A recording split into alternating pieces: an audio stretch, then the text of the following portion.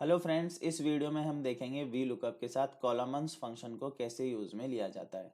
तो friends, V lookup के साथ कॉलमन्स फंक्शन को यूज़ में लेने से पहले हम ये समझ लेते हैं कि वी लुकअप के साथ कॉलमन्स फंक्शन को यूज़ में लेने की आवश्यकता ही क्यों है। तो देखिए फ्रेंड्स, ये एक वर्क बुक बनी हुई है जिसमें स्टूडेंट्स के नेम लिखे हुए हैं और उनके इन सब्जेक्ट्स में मार्क्स आए हुए हैं। ऑल टैब से मैं दूसरी वर्क बुक में जाऊंगा तो यहाँ पे मुझे स्टूडेंट्स के नेम है और इनके मुझे संस्कृत एसएसटी और साइंस में इनके मार्क्स चाहिए, मतलब रिजल्ट चाहिए। मतलब एक से ज़्यादा कॉलम में मुझे इनके रिजल्ट चाहिए, यानी मल्टीपल रिजल्ट्स चाहिए। तो जब भी आपको एक से ज़्यादा कॉलम में रिजल्ट्स चाहिए हों, मल्टीपल रिजल्ट्स चाहिए हों, तो आपको वी लुकअप के साथ कॉलमन्स फंक्शन को लगाना होता है। अब देख लेते हैं फ्रेंड्स, हम कॉलमन्स फंक्शन क्या है। तो ऑल टैब से हम अपनी टेबल पर जाएंगे। अब यहाँ पे देख लेते हैं कॉलमन्स फंक्शन। तो अगर मैं इसमें जानना चाहता हूँ कि ये जो सब्जेक्ट्स मेरे लिखे हुए हैं ये इस टेबल के कौन से कॉलम में लिखे हुए हैं, ये मुझे फॉर्मूले की मदद से पता लग जाए, तो मैं यहाँ पे लगाऊंगा कॉलमन्स फंक्शन। तो मैं लगाता हूँ यहाँ पे friends, columns function is equal to COL type करूंगा। COL टाइप करते से आ जाएगा आपके पास कॉलमन्स। ये आपको कॉलमन्स टैब टैब से ले लेना है। अब इसके बाद आपको सिंटैक्स शो हो रहा है, सिंटैक्स को मैं साइड में कर देता हूँ ताकि यार आपको टेबल दिखाई दे दे। अब आपको हाईलाइट हो रहा है अरे। अरे का मतलब है कि आपको ये रेंज सेलेक्ट करनी है, जहां से भी आपकी टेबल स्टार्ट हो रही है वहां से लेकर जो भी सब्जेक्ट आप फाइंड करना चाहते हैं कि वो सब्जेक्ट मेरा कौन से कॉलम में है, उस सब्जेक्ट तक इस रेंज को ले लेनी है। जैसे मैथ सब्जेक्ट को मैं पता करना चाहता हूँ कि मैथ कौन से कॉलम में है, तो इसको शुरुआत से लेकर टेबल को शुरुआत से लेकर मैथ तक मैं सेलेक्ट कर लूंगा। अब ये रेंज आप कहीं से भी सेलेक्ट कीजिए, चाहे यहाँ से कीजिए, यहाँ से कीजिए, यहाँ से कीजिए, यहाँ से कीजिए, यहाँ से कीजिए, यहाँ से कीजिए, कहीं से भी कीजिए। बस शुरुआत से लेकर आपको जो भी सब्जेक्ट पता करना है कि ये सब्जेक्ट कौन से कॉलम में है, वहां तक आपको ये रेंज को ले लेनी है। तो सपोज कीजिए फॉर एग्जाम्पल मैं यहाँ से यहाँ तक ले लेता हूँ मैथ तक, क्योंकि मुझे मैथ सब्जेक्ट पता करना है कौन से कॉलम में है। अब देखिए फ्रेंड्स, इस फॉर्मूले को आपको आगे भी कॉपी करना है, तो इसे मुझे फिक्स करना होगा। तो जब भी फॉर्मूले को आगे कॉपी करते हैं तो हमें फिक्स करना होता है, लेकिन किस तरीके से फिक्स करेंगे कि ये वाला कॉलम, तो ये वाला जो कॉलम है, ये वाला कॉलम तो जो है ये तो फिक्स रहे, और ये जो रेंज है इसके आगे वाली, ये सब्जेक्ट वाइज जब भी मैं फॉर्मूले को कॉपी करूं तो ये सब्जेक्ट वाइज मूव होती रहे।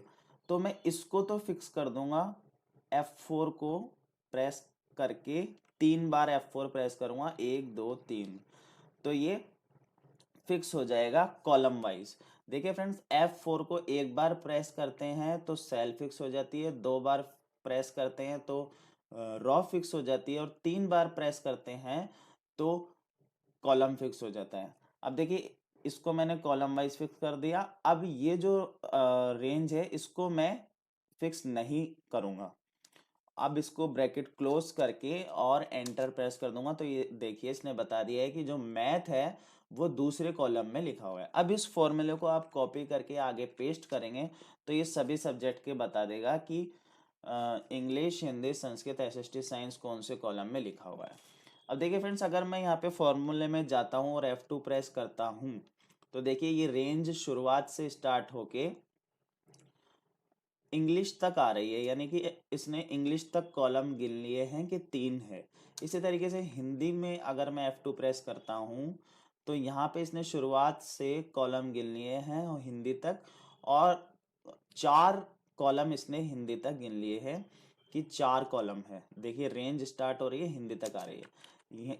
इसी तरीके से यहाँ से रेंज स्टार्ट होकर के, शुरुआत से रेंज स्टार्ट होकर के संस्कृत तक आ रही है यहाँ पे, तो इसने गिन लिए हैं कि 5 कॉलम है। इसी तरीके से एसएसटी में है और इसी तरीके से साइंस में है।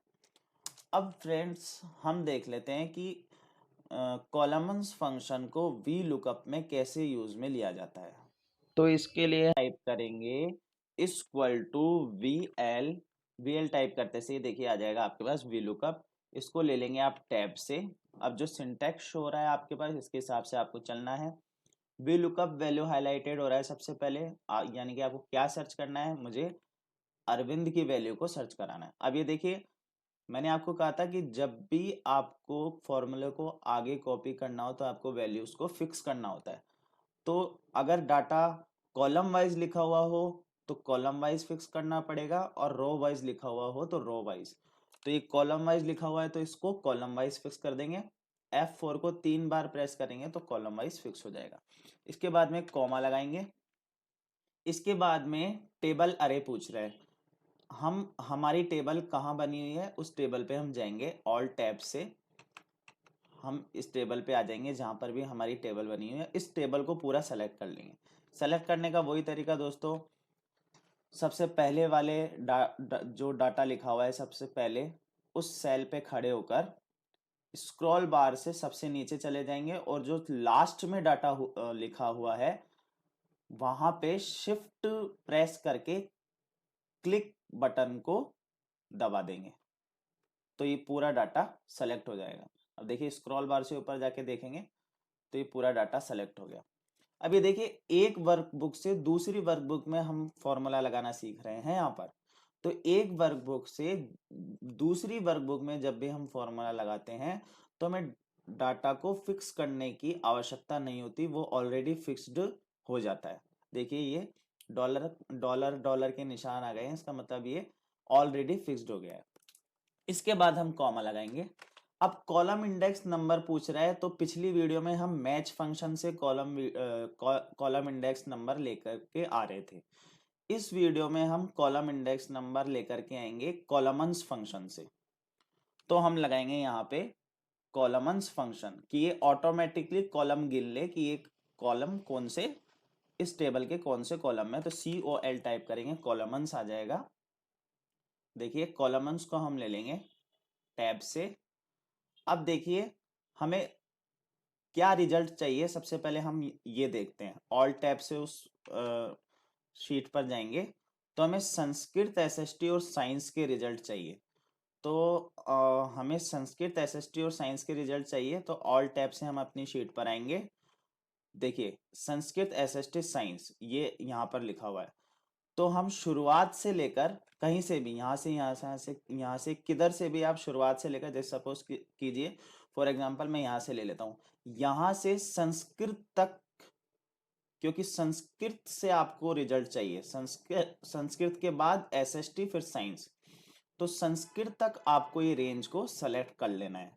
इसके बाद में देखिए, अब मैंने कहा था कि ये वाला जो है, ये वाला तो फिक्स नहीं होना चाहिए, तो इसको आपको डॉलर हटाने पड़ेंगे। F4 इतनी बार प्रेस कीजिए कि ये डॉलर हट जाए। देखिए प्रेस कीजिए F4, डॉलर है अभी भी है, और तीसरी बार दबाया तो डॉलर नहीं है। और इसको कॉलम वाइज फिक्स करना है, ये सेल वाइज फिक्स है अभी। तो इसको क्या करेंगे, आप F4 दबाएंगे, डॉलर 7 के आगे आ रहा है, इसका मतलब ये 7वीं रो फिक्स है। F4 एक और बार दबाएंगे तो डॉलर D7 के बाद आ रहा है, यानी जो डी कॉलम है आपका 7वीं सेल से स्टार्ट हो रहा है वो आपका फिक्स हो गया। ठीक है, हमें यही करना था। इसके बाद में ब्रैकेट को क्लोज करेंगे। अब ये देखिए कॉलमन्स फंक्शन यहाँ खत्म हो गया है और वी लुकअप का सिंटैक्स चालू हो गया है। अब हम लगाएंगे कॉमा। अब शो हो रहा है रेंज लुकअप, तो फॉल्स के लिए हम 0 यूज में लेंगे, एग्जैक्ट मैच के लिए 0 प्रेस करेंगे। इसके बाद में ब्रैकेट को क्लोज करके एंटर प्रेस कर देंगे, तो देखिए इसका रिजल्ट आ गया है। अब इस फॉर्मूले को नीचे तक कॉपी कर देंगे। कॉपी करने का वही तरीका, कंट्रोल C दबाएंगे, नेम वाले कॉलम में जाएंगे, कंट्रोल डाउन एरो की दबाएंगे, राइट एरो की दबाएंगे। इन तीनों सेल को शिफ्ट और राइट एरो की से सेलेक्ट कर लेंगे, और फिर कंट्रोल शिफ्ट और अपवर्ड की से ये पूरा डाटा सेलेक्ट हो जाएगा जहां पे भी आपको इस फॉर्मूले को कॉपी करना है। अब कंट्रोल V प्रेस कर देंगे तो ये देखिए सारा रिजल्ट आपके पास आ गया है।